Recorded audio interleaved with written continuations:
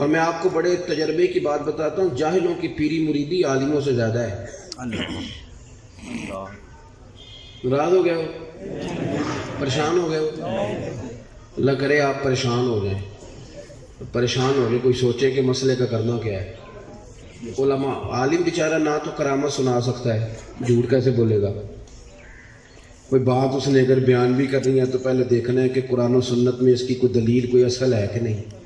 تو جاہل تو فارغ ہے نا، جو مرضی کہہ دے گا، کام چلتا ہے۔ ان کی کرامتیں بھی زیادہ ہیں ان کے، اور بڑے پکے پیڈے الفاظ کے ساتھ کہیں گے جی ہمارے حضرت صاحب جی دعا بھی نہیں کرتے، وہ بھی کسی سے کراتے، نظر کا ہی فیض ہے۔ میں کیا وہ تقریر نہیں کرتے، میں کیا اوندی نہیں سلطان ہی سو کرتا، ہاں اوندی ہوندی تو ضرور کرتا، انہیں جوگا نہیں بیچارہ، اس لیے اس نے مولوی ساتھ رکھا ہوا ہے۔ میں صحیح کہہ رہا ہوں، اس کو سمجھیں آپ۔ کہتے ہیں جی نہیں جی تقریر کرنا مولویوں کا کام ہے، مولویوں کا کام ہے؟ 42 سال 42 ایئرز غوث پاک جیلانی نے ممبر پر بیٹھ کر لوگوں کو تقریر سنائی ہے۔ اگر اس کو آپ خالی مولویوں کا کام سمجھتے ہیں تو الحمدللہ ہمیں مبارک ہو، پھر تو غوث پاک بھی مولوی نکل آئے ہیں، تو مزہ نہیں آ گیا مولوی ہونے کا؟ کیا تماشا بنایا ہو؟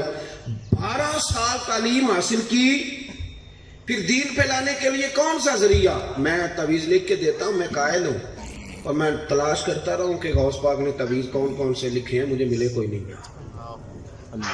سفید رنگ کی بوتل میں دم کرتے تھے یا کالے رنگ والی میں، مجھے کوئی نہیں ملا۔ صدقے کا بکرا کون سا منگاتے تھے، یہ مجھے ملا کوئی نہیں۔ 5.25 کلو چینی کس وقت منگائی ہے میری سمجھ میں نہیں آیا۔ یہ جتنے کھاتے بنا لیے نا 12,000 زعفران کا دے دو، تعویذ لکھنا ہے، یہ ملا نہیں غوث پاک کی زندگی۔ غوث پاک نے تعلیم حاصل کی، اور پھر غوث پاک نے ممبر پر بیٹھ کر لوگوں کو دین بتانا شروع کیا۔ فرماتے ہیں پہلے چھوٹی مسجد تھی، لوگ زیادہ ہو گئے۔ لوگ کہتے ہیں فلانا بندہ فلانی چیز کی وجہ سے مشہور ہو گیا ہے۔ اگر آپ کو یہ پتہ ہے نا کہ اس وجہ سے مشہور ہوا ہے تو پھر وجہ وہ تو آپ بھی استعمال کر ہی سکتے تھے۔ اگر یہ پتہ ہے نا کہ اس طرح مشہور ہوا ہے تو پھر آپ نے بھی ہو جانا تھا۔ یہ پیچھے وجہ نہیں ہوتی، خدا کا فضل ہوتا ہے۔ آج تو چلو کوئی کسی میڈیا سے کسی ذریعے سے معروف ہو جائے، تو غوث پاک کے زمانے میں کیا ذریعہ تھا جی؟ شے کوئی نہیں۔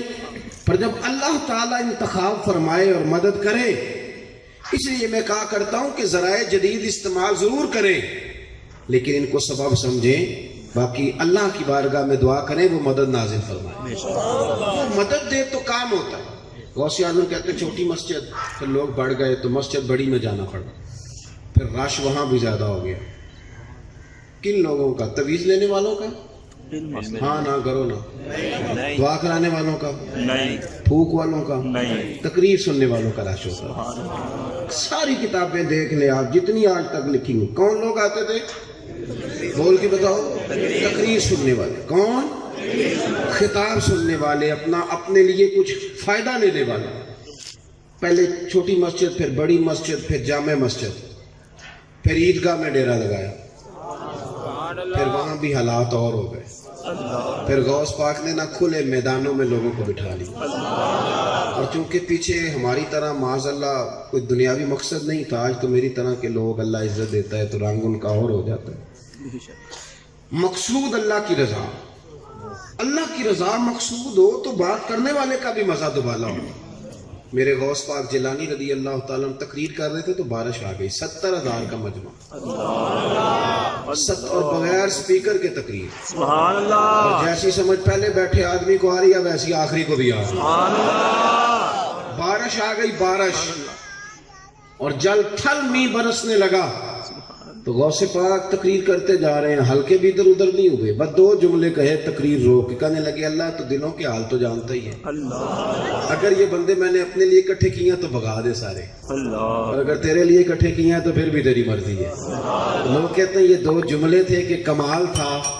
پھر بغداد سارے میں بارش ہوتی تھی، پر وہاں نہیں ہوتی تھی جہاں غوث اعظم کی محفل ہوتی تھی۔ پھر نہ بادل بھی ذرا ہٹ کے برستا تھا کہ یہاں سے ہٹ کے برسو، یہاں شیخ عبد القادر جیلانی لوگوں کو مصطفیٰ کا دین پڑھا رہے ہیں، ہٹ کے گزرتا تھا۔ آپ نے واعظ فرمایا، تبلیغ فرمائی، 400 آدمی کاغذ قلم لے کے بیٹھتے تھے جو غوث اعظم کے بیانات لکھتے تھے. آپ جو جملے کہتے تھے وہ نوٹ کرتے. 400 آدمی. تو سارے تابع دار اس زمانے میں بھی نہیں تھے, اور نہ ہی ہو تو مزہ آتا ہے. کوئی تھوڑے سے ہو نا دوسرے بھی تو چلو یہی کہہ لو کہ نظر نہیں لگتی. اس زمانے میں بھی کچھ لوگ تھے جو کہتے تھے نہیں جی نہیں, کوئی پڑھ کے پھونکتا ہے, یہ نہیں کوئی مسئلہ ہے. ایک شیخ یحییٰ بن نجات تھے, صرف نحو کے امام تھے, تو وہ بھی کہنے لگے اپنے ایک شاگرد تھے کہ تیرا پیر کیا سناتا ہے لوگوں کو اتنی دنیا جاتی ہے. اللہ اکبر. تو وہ مرید تھے نا, شاگرد ان کے تھے. کہنے لگے کوئی نہیں حضرت صاحب, یہ کون سا مشکل مسئلہ, میرے ساتھ چلیں, چل کے دیکھ لیں. تو وجہ میرا محبوب نہیں جھٹا, سبحان اللہ. جنوں ویکھ کے چند شرماوے. ہاں نا, چل دیکھ لیتے ہیں, سبحان اللہ. آ جا. تو شیخ کہتے میں پہلے دن گیا تھا میں چہرے پہ کپڑا ڈال کے, کوئی دیکھے نہ کہ اتنا بڑا مفتی بھی کسی کی تقریر سنتا ہے. سبحان اللہ. امام راضی کہتے ہیں علم بھی حجاب بن جاتا ہے, نہیں تربیت نہیں ہونے دیتا. بندہ کہتا ہے میں پڑھا لکھا ہی پڑھا, اڑ جاتا ہے. شیخ یحییٰ کہتے ہیں میں چہرے پہ کپڑا ڈال کے گیا, پر جب غوث پاک کی محفل میں بیٹھا, رب رسول کی بات سنی, یوں لگا کہ ساری باتیں میری کر رہے ہیں, یہ میری تربیت ہو رہی ہے. پھر کپڑا آہستہ آہستہ سرکنے لگا. پھر میرے دل میں ایک دفعہ خیال آیا کہ لوگ دیکھ لیں گے کہ اتنا بڑا ہو کہ تو بھی تقریر سنتا. پھر میں نے کہا جس نے دیکھنا ہے دیکھے. ابا ٹھیک ہو گیا, غلامی کر لی تو کر لی, آزم یہاں تے لائیے ہی نہ تے جے لائیے تے پھر توڑ نہیں پائیے. دیکھنا جس نے وہ دیکھے. حضرت غوث اعظم رضی اللہ تعالیٰ عنہ کی محفل میں بیٹھا, کہتے میں نے عجیب نظارہ دیکھا. غوث پاک کی تقریر ختم ہوئی تو ادھر سے 5 بندے کھڑے ہوئے. حضور چور تھے, پر آپ کی بات نے دل صاف کر دی, آج کے بعد پکی توبہ کر دی, محنت کر کے لوگوں کا مال بھی واپس کریں گے. پھر 10 ادھر سے کھڑے ہوئے. حضور بڑا لوگوں کو لوٹا, ستایا, آبرو ریزی کی, آج ہم امیر ہو کے غریبوں کے پیر پکڑیں گے جا. 10 وہاں سے کھڑے ہوئے. حضور ہماری ماں روتی رہی پر ہم نے سنا نہیں, پر آپ کے قربان جائیں, جو آج آپ نے رنگ بھرا ہے نا, آج انشاءاللہ تب تک نہیں سوئیں گے جب تک اماں دعا نہ کر دیں, جب تک راضی نہ ہو جائے. جب یہ رنگ دیکھا نا, شیخ یحییٰ کہتے ہیں میں تو پھر بدل گیا. اگلے دن میں ایک دھاگا لے گیا لمبا سارا, آج میں نے گننا ہے کتنے بندے توبہ کرتے. ہماری محفلوں میں نوٹ گنے جاتے ہیں, نوٹ, اور 3 بندے ہوتے ہیں نوٹ گننے والے, اور شرم آتی.